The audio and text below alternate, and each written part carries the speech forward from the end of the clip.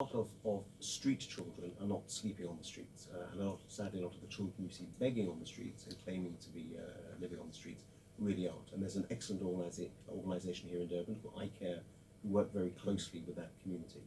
The vast majority of homeless people in Durban are young men, adult young men, who came to Durban to look for work, didn't find work, and that's why they end up on the streets. And it's sadly as simple as that. It's an economic problem. It becomes a social problem. So you mentioned shelters for homeless people. This comes at a cost. It does indeed. There are no subsidised shelters in Durban. This is the only municipality in the country which, up to now at least, has no government subsidised shelters. So Johannesburg, Cape Town, Cape Town, Tshwane, all have government subsidised shelters.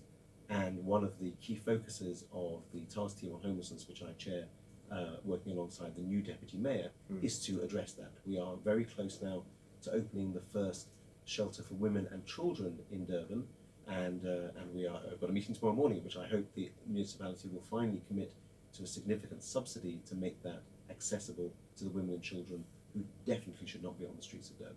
So they'd subsidise that, but there'd still be a cost there.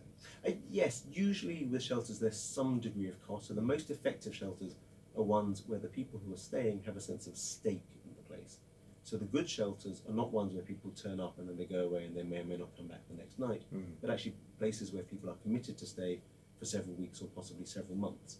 I saw some shelters in Cape Town where there may be 100 people staying there and there's only one staff member, because all the homeless people who live there now treat that place as their home, and they do the cleaning. Makes sense. It makes sense. They look after the place and they make sure that that if something is broken, that it's repaired. What's the average rate for a night in one of these shelters? Because according to some of the stats that research that we did, anywhere from 50 Rand to 150 Rand, according to one article.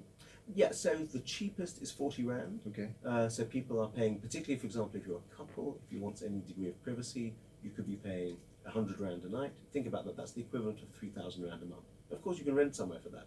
The problem is, if you haven't got the 3,000 in hand and a month to pay as a deposit, then you're stuck with paying each day. And so when people are begging on the streets and looking for cash, usually when they're looking for cash, it's to pay for a shelter.